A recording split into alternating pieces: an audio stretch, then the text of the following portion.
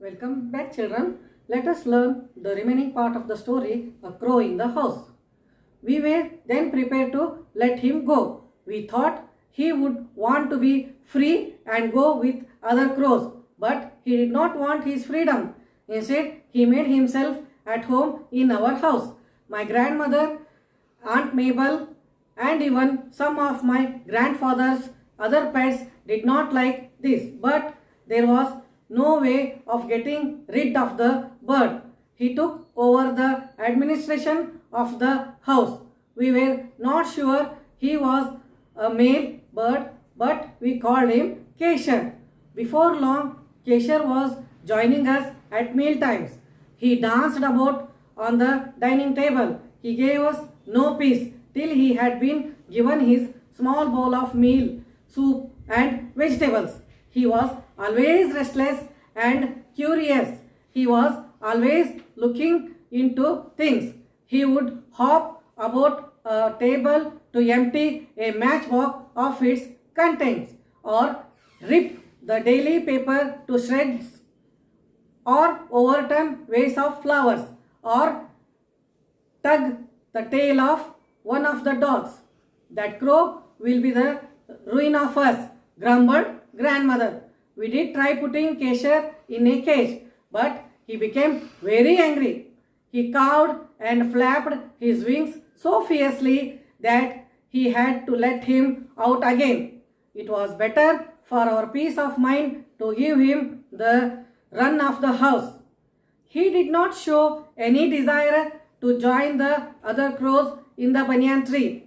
Grandfather said this was because he was really a jungle crow, a raven, and probably felt superior to ordinary crows.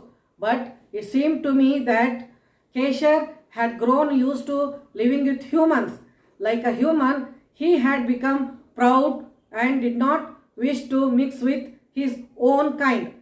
He would even pick quarrel with Harold the Hornbill, who was much larger than him.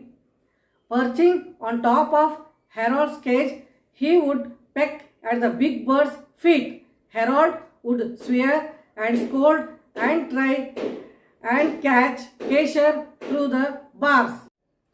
From this paragraph, we learn that Kesher remained in the house.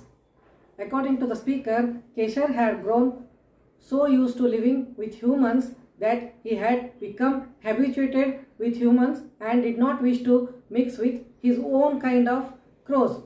So, the speaker and his grandfather named that crow as Kesher. So, what is the name of that crow? The speaker named it as Kesher. Kesher is the name of the crow. Kesher remained in the house because he liked being there. He thought himself to be superior to the other crows. He wanted to live in the house because he was taken care of well by grandfather and speaker. Kesher, the crow, used to join them at meal times and danced about on the dining table till he had been given some food.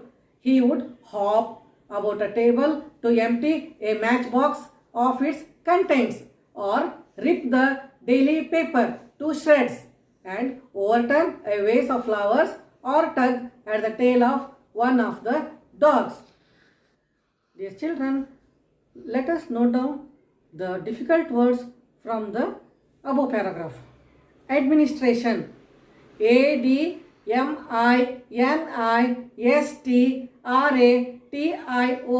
Administration means the activities that are done in order to plan, organize, or run a business, school, or home.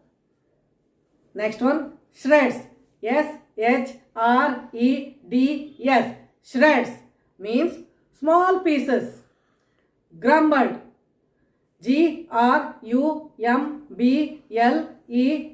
Grumbled. Grumbled means complaint. Perching. Perching. Perching means staying on a branch.